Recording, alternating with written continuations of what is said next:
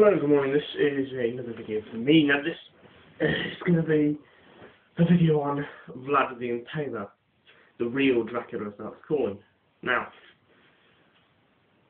he was born in 1431 and he had about 3 separate reigns in his state Wallachia, which is a little province in Romania at the time. I think it still is. I don't know. And there was constant. It was the time of when the Ottoman Turks were doing their little let's just go and kill, take Christian cities and do stuff like that. Because at this time they just smashed the Byzantine Empire of Constantinople. They're just taking their main city. So Hungary, which is next to Romania, was getting worried and looking for allies. And his father, Vlad II, Vlad Dracula, joined with the Hungarian army, went to fight the Sultan, I think it's Mohammed, I don't know, I've written it down here actually. Oh no, Murad II, there you go. Murad II, then obviously got his ass kicked. And in terms of a peace treaty, his two youngest sons, which was Vlad and his brother Radu, they were taken to the Sultan in Turkey. Now obviously it was they were both, well, Radu was very young at the time and Vlad was somewhere in his early teens. And obviously because Radu was so young, he became influenced by the Sultan and obviously thought, oh, this guy's great, he's better than my dad, oh, that's a tosser. But Vlad was different. He was doing the same thing of thinking, oh, this dad's a tosser, but he was like, what the fuck am I doing here? They treat me like shit. I fucking hate these guys. That kind of stuff. But while he was there, he did learn a few things about Turkish torture, which he took a very big interest in the idea of impalement, which was basically they shoved a gigantic iron spike through you, missing all the vital organs so you'd live for a while, and then stick you upright. So basically you just like this, upside down, or depends which way you've been impaled, but you're basically supposed to just bleed to death. Not a very nice way to go, really.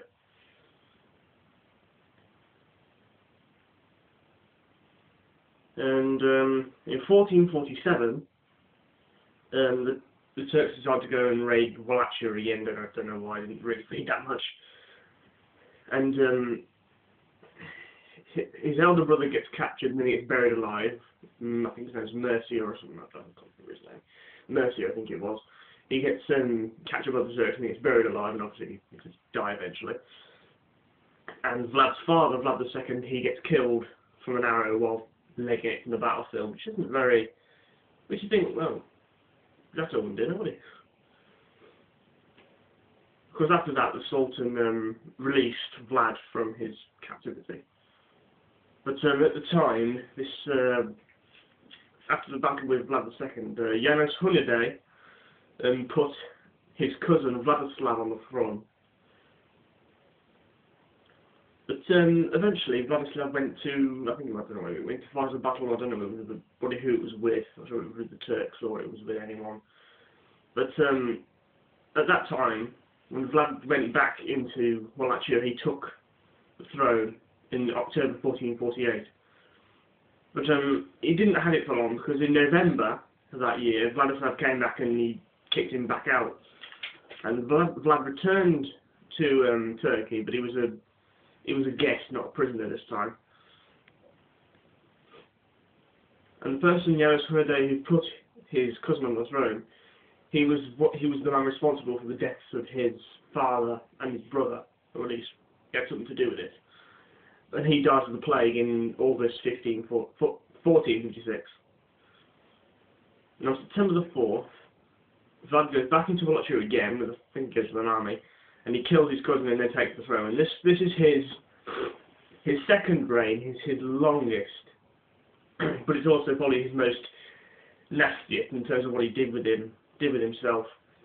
He invites the 500 boyars and their families. These are the ones that were involved with his father's father-brother's murder, and he gives them a big Easter feast. He goes, oh, I love this lovely food. Gets them all in a state of relaxation, I suppose you'd call it that.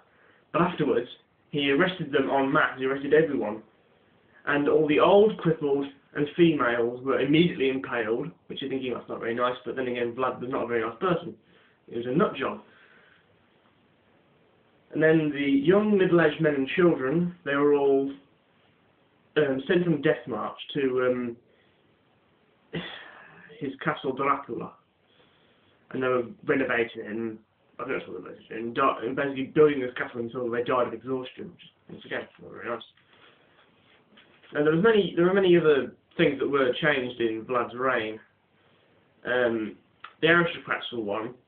The ones who had acts of treason, whether they were real or they may be a bit exaggerated, he slaughtered them all and their families, which basically he impaled them, which is probably what you would do. Most of these people were impaled, but there were a few that were different. Oh, and afterwards he gave the lands and the titles to the men who proved their worth, to like his best friends. He's like, hey, how's the just like, here's the job, this is Menakidis, the little land of America, title of Lord Impaler Badididit, or whatever the fuck, I don't know, I can't see it right. Now the poor, there's this one story, that's it's a legend, I suppose. He invited the poor and the crippled into his castle for a feast, and afterwards he appeared to them in his finest robes, and he addressed his guests, quote, what else do you desire? Do you want to be without cares, lacking nothing in this world? And the crowd says, yes! End quote. And after this, Vlad left, ordered the guards to secure the palace, like shut all the doors, lock everything, block all the windows and all the shit, and then set it on fire with the people stood inside. So, very nice of them, isn't it? And he later commented, quote, I did this in order that they represent no further burden to another man, so that no one will be poor in my realm. So he, instead of improving his economy, he just kills the poor. Strange, we should do that now. Then again, well, there's not too bad pages here. What's going on? And the women were all just as bad. Now, ladies, this is worse for you. He passed these laws, ordering the women who were found guilty of adultery have their genitalia mutilated and having their skin burned. And afterwards, he exposed the bodies in public, and he had their skin hanging on separate hooks. You know, wouldn't that be very nice to watch on a sunny day? You'd be there going, oh, and ugh.